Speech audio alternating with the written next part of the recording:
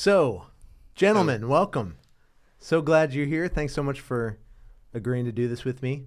For context sake, I think this would be super helpful just to, let's start by introducing ourselves. So obviously we all know each other, but for the sake of those who are hearing this, can you guys just say your name, tell us a little bit about yourself, like how you serve in this capacity here at Kostel Jinak, and we'll go from there. Do you want to start, Honza? I can start. I'm Honza, or John. I'm here for 2 years now, and I'm here for full time. I mostly help with kids, with younger youth group. And I do everything what's needed here in the way to be prepared for a church planting in a few years' time. So that's what I do now. That's awesome. So you'll go from having a podcast with us now to then later on doing some laser tag with some kids and Šumperk, and then you'll also be preaching. Actually, you just preached on Sunday. So you kind of do a little bit of everything here. Yeah, which is awesome. Very cool.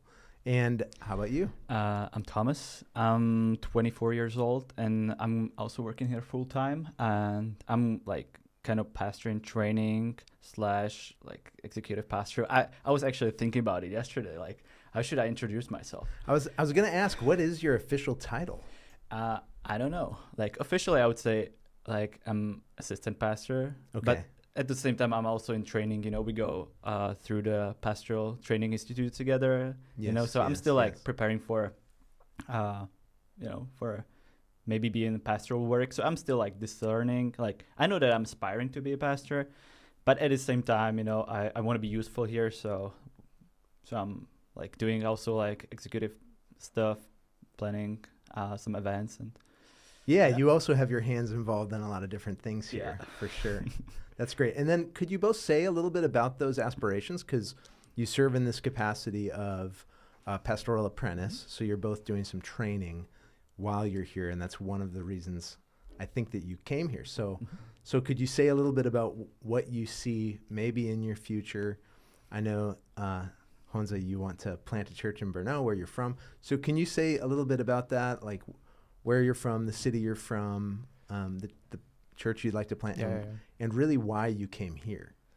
Yeah, the church we want to plant is in the second biggest city of Czech Republic. It's Brno. I was born there. I lived there for 27 years in a Baptist church. We came here to Šumperk because I think the way how the church here is dealing with church planting is much healthier. So we just moved here to get a team and start something new together. And when we are here, we are part of, or I'm part with other guys of the Pastoral Training Institute, which is time when we learn something new, and also we are involved in all those ministry that's happening here, which is a big part of the training. Yeah, and so that people know Brno, about how many people live there? There's 350,000 people living, and another 100 or 150,000 students or workers coming there. So really 450,000, when you include the university. Second largest university in Czech? Behind Prague? There's more universities. Yeah, there's more universities, right. So, so you go from this city with 450,000 people, and you come to Šumperk, 30,000, 40,000 people? 25,000. 25,000, okay. And so that's a big decision. Because the way they are here in Šumperk thinking about the church planting is, I think, biblical. What I've seen in Brno, there were people that wanted to do something. They even start some church plants, but it was mostly there's a group, so let's just meet in this different part of the city, and it's a church. That's it. And no elders, no finances, nothing, no really theology behind it, or thinking about how the church should work. It was just a group of people, and that's it. And here, when we sent a team to plant the church in Kostel, there are the elders established with a team, and they go to another place, and yeah. Awesome, very cool. How about you? Future aspirations for ministry and some of the unknowns? Mm-hmm. Yeah, well, I would probably just briefly talk about how I became a Christian, because I'm not from a Christian family. I became a Christian when I was 15 years old, so like 9 years ago. And like I would say, like after a year of being Christian, like I started like having this like desire to be sharing the word of God with other people. So I started like leading a small group. I joined the kids ministry, and when I was like growing, I kind of like starting to realize that I would maybe like to become a pastor, and I would like to preach. I would try to preach. I was thinking about what to do with my life, because I was at the time at high school. I was thinking about the university that I want to go to, and every time I was thinking about like what to do, it was like go to Bible college. I want to like lead a youth group. I want to do this. So it wasn't like I want to study economics, or like I also wanted to, but the greater passion was to serving other people in the church, you know. So and at the time when I was like really thinking about it, when I was about to decide if I want to go to university or not, I met Vasek, I met Victor, you know, he already planted a church in Olomouc, and I knew them like kind of well, and I just like during one session I just talked to them like, did I have this passion? I wanna like start preparing for maybe like being a pastor in the future, and they said like, yeah, we can like, let's join us, let's be like part of our church, we can like help you with this. And I really see, or I saw how Victor was really good influenced by this. He was like ready for being a pastor, you know, and he's already pastoring a church for 2 years. So I was like, yeah, I think I want to be part of this. Like I really like the people here. I like the like preachings are on point. I like the vision of like planting a healthy churches. So there was like just this all together. And when I like had the chance, I was like, I think I really want to go here. I just really want to be part of this and be helping to. And even though if I wouldn't be like planting a church, I just really want to help with whatever is doing here in this church. That's great. So ministry here in Czech, whether it's in Brno in a larger city context or here in Šumperk, I'm interested to hear from both of you because, you know, one of you grew up in the church. So Honza, your dad is a pastor currently, and Tomáš, you came from a non-believing family, and so you came to faith later on. And so I'm curious how both of you would talk about or characterize like the spiritual environment in the Czech Republic and what it's like to do ministry here, and maybe some of the ministry realities that people watching from the U.S. just wouldn't understand or recognize. Yeah. Well, Czech Republic is at least officially the most atheistic country in the world. It's not exactly true, but it's just from the statistics that people just put there they are atheists.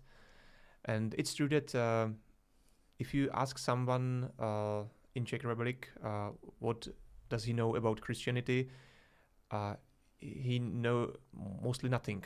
And if he thinks he knows something, it's probably not true. In his mind, it's probably like Catholic Church and like doing good stuff to be saved and those things. That's it. And not like nearly nothing about Jesus dying for our sins. Like no one knows this in Czech Republic. So we can't assume that the people know something when telling them the gospel. Yeah, I had that experience one of the first times I came here. There was this kid in our English camp. We were sitting in a train station because we did kind of a day trip together, and we were sitting together in a train station, and he asked me, so what do Christians believe then? And I shared the gospel with him, and I shared about, you know, sin and Christ coming to live this life perfectly and die the death we deserved, and raising from the dead and inviting us into newness of life because of what he's done. And he said to me, I've never heard this. You know, and I'd been doing youth ministry in the States for like 12 years. I had never had a student tell me they'd never heard it. That's not to say that there aren't students who haven't heard the gospel in the U.S., and I think increasingly that's the case. But that was like right away one of my experiences here. Yeah, I would probably say like my experience would be the same from like the opposite side, because like I became a Christian when I was 15, and before that if I heard like few sentences about Christianity, and it was like just about like, so Bible, is it like Old Testament, New Testament? And it was like nothing about Jesus. It was like nothing about like what Christ did or who God is. It was just like, okay, so it was kind of like a religion class. So we have like this, you have Muslims, you have Christians, it's just like different religions.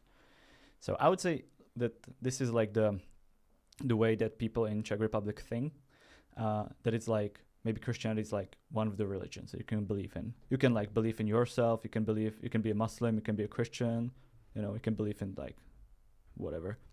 So I would say like in general people are apathic, if you know what I mean. Yeah, like apathetic. Apathetic. Yeah, that's the word.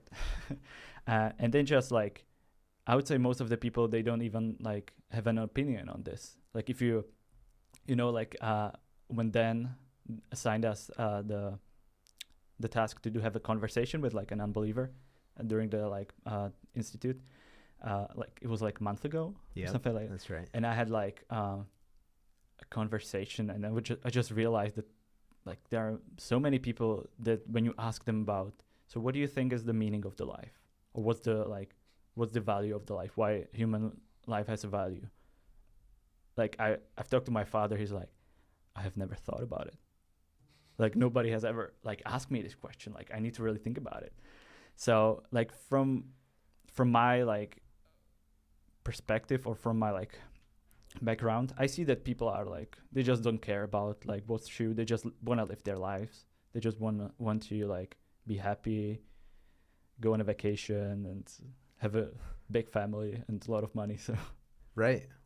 Well, and we see a lot of that in the U.S. as well. And I think, honestly, increasingly in the U.S., we're seeing like growing secularism.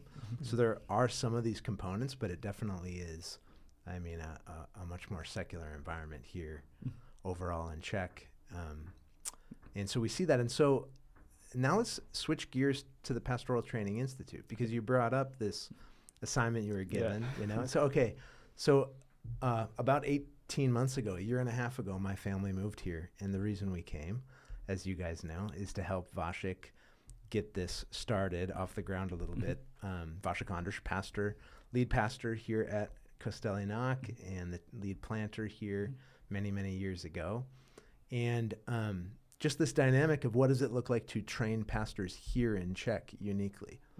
And this was interesting to me because I had a real passion and a desire to start doing more to prepare and raise up pastors, even in my context, but I wasn't quite sure what that looked like. And Vašek said, well, why don't you help me do it here, right? And at first I kind of told my wife, Vašek says we should move to Czech, and thinking she was going to be like, that sounds as crazy to me as it sounds to you.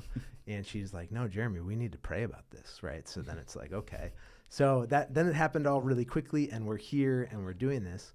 But I think it's important for people to hear like why this is such a need here in Czech, uniquely. Like when I think about Minneapolis, I think if a young man came to me and said like he wants to study to be a pastor, he wants to be invested in, there might be 10 places I could direct him to within a 30-minute drive, whether it's a church-based leadership development program or a really solid seminary like Bethlehem College and Seminary locally for us, and some other places, or even many seminary options within his own culture and context that are solid. What's been the case for you guys? Like, why is a pastoral training institute at a place like Kostel Jinak something that is needed or necessary here from your perspective? you want me to start? Yeah, you just start with your Okay. school maybe. Yeah. Like for me, I know I'm probably gonna start with different point. I'm gonna get to the Pastoral Institute.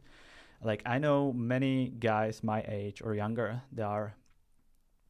Most of them are from non-Christian families. They probably had the same calling. They are going through the same process that I went a few years ago. That they have this desire. They want to preach. They want to grow. But the issue, like in Czech Republic in general, I would say that there aren't people who would teach you how to preach, how to really have a pastoral heart for people, and the only option here in Czech Republic is you can go to study to this liberal seminary, and there are or this other seminaries that would be more conservative. But our options in Czech Republic is you either learn it yourself, through YouTube videos, or you're watching someone, or you go to this Bible seminary that it's most likely to be liberal, and this is what you get, and now you're we would say now you're ready to be a pastor, But I don't think it's really enough. I think even when we went for the first class, you were preaching about Christ in all scriptures for I don't know how many 30 hours, and I was not all at once. Sorry. Just to clarify, I wasn't preaching 30 hours all at once. No, yeah, total. Sorry, but during 2 months or throughout 2 months. Sorry, but my point was that when I was thinking about preaching Christ in all scripture, is I would say it's not only me, but it's so many people in Czech Republic, even especially young guys. They think how do I preach? How do I exegete this passage properly? How do I do this? And maybe trying to find Christ in scriptures is okay, so this is one of the steps, the very last step, but you need to focus on these 10 others, but you we were 2 months in how to exegete Christ in the scriptures, how to do it well, how to do it properly, so it's I just realized during the time that it's not an easy job. And probably, as you said multiple times, I can even see it here that Christ is missing in our sermons, and so. Well, yes, and I'll say I think that's the case for all of us as pastors, right? Yep. So I'm not even approaching that subject as someone who's as a teacher. It's not okay, so I've arrived at being able to find Christ in the scriptures, see and read and understand and proclaim. I think all of our default mode, honestly, if we're left to ourselves, is to continue to fall back on moralism. And it's just easier, I think, conceptually, pastorally, to think about telling my people what to do than it is to talk about Christ doing for us what we could never do for ourselves, and how that changes our life, specifically how the gospel shapes things. So, I think it's true that often our sermons lack Christ, and yet I think that's the case everywhere. I think everywhere there's pastors, there's that struggle. I'm grateful for the opportunity to talk through those things together. And I think Gospel Life Church people who are listening to this, who heard you say, I was preaching for 30 hours, they're all like, Tomáš, I get it, man. Yeah. Can I add one more thing? Yeah, of course you can. Because I was originally want to say briefly both of them, but I would say the very benefit for us, and there's a third guy who's not here, the other Tomáš, but I would say if I need to talk from my perspective, I really think the most beneficial thing, having this someone who's taking pastoral care of you, someone who's actually spending time every week with you, who's helping you with the sermon prep, helping even mentorship in Czech Republic. I would say it's not really a thing here. Okay. And when you have someone who's weekly giving your time to you, he's experienced pastor, and he's helping you to grow in the sermon prep, also do that you can rely on him. You can like talk to him, can pray together. As we did or as we do, it's like it's very beneficial to to have someone like this. And I would say it's really rare, even for someone who's preparing for being a pastor here in Czech Republic. So sure, yeah, classes and mentorship and all of that being such crucial dynamics of this process. And from your perspective, Honza? Yeah, I would just add a few things from my perspective. I'm studying also at university or like theology in Austria, which is like the distance study. Like I come there maybe once or twice a year, like for some course. And the school is like not great, not terrible. So I get something from that. The biggest thing I miss there is that, and what I have here is the group of people that we study together. Like even the students, even you as the teacher, and then, which is super helpful. Like one thing is that in Czechia there's no good school to go there. If you find something, it's in different country. It's outside, yeah.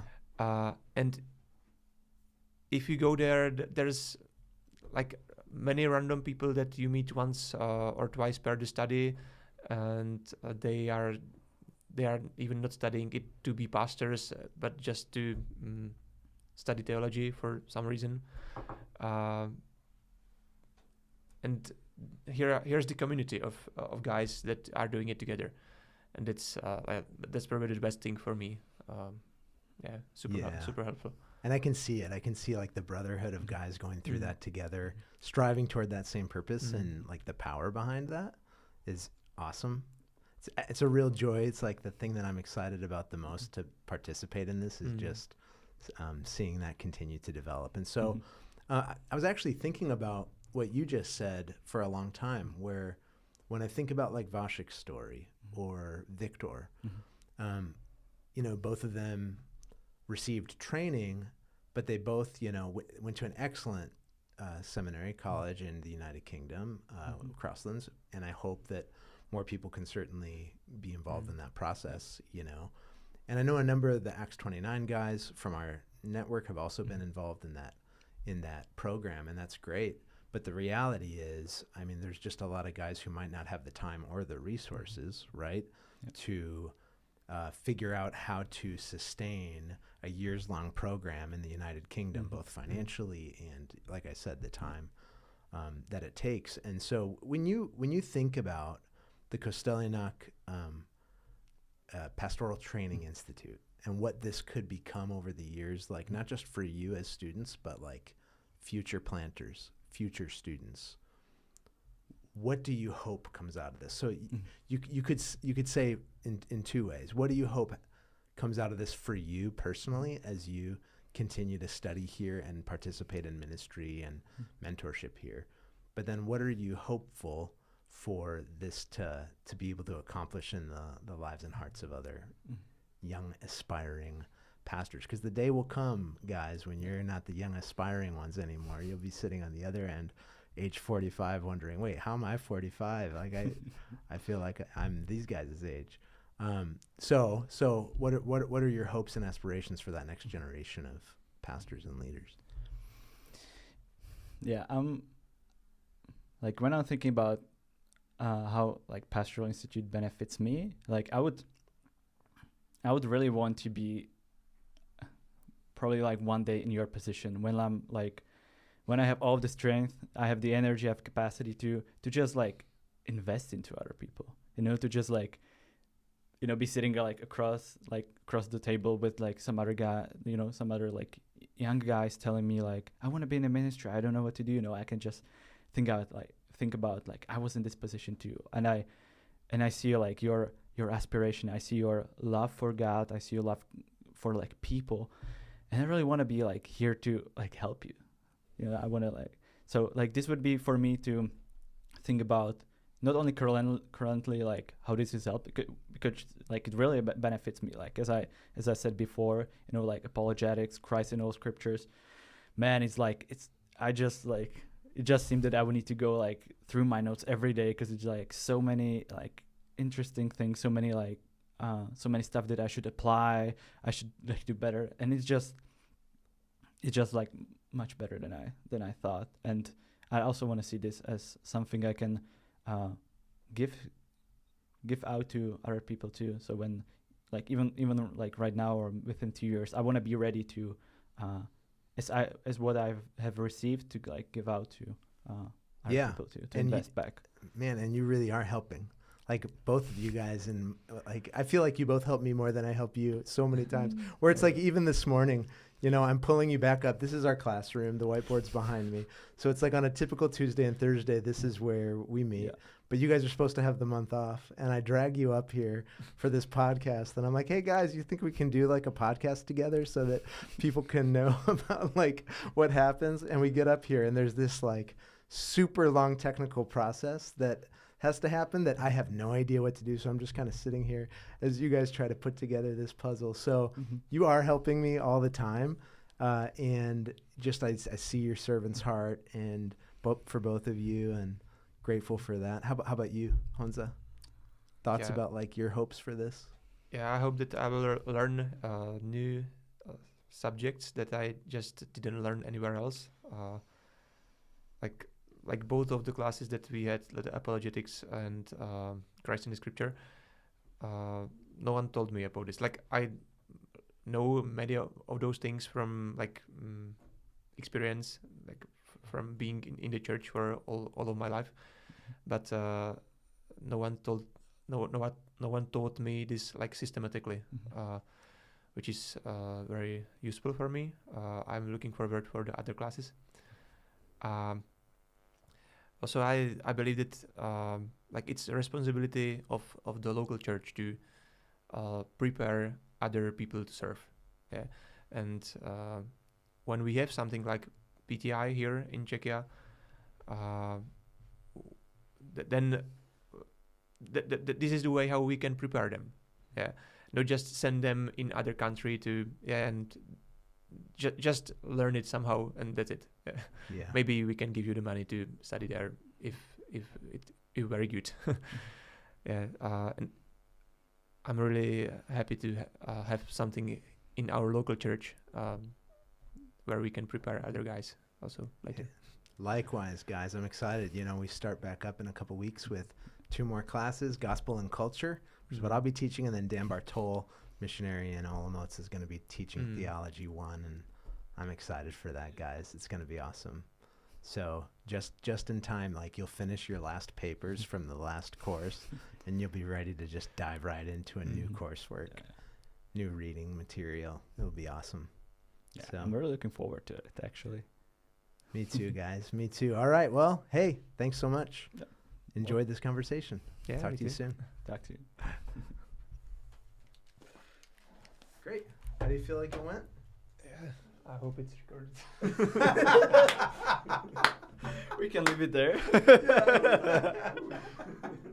We'll be like, oh, sorry, I didn't turn on the camera. So that's awesome.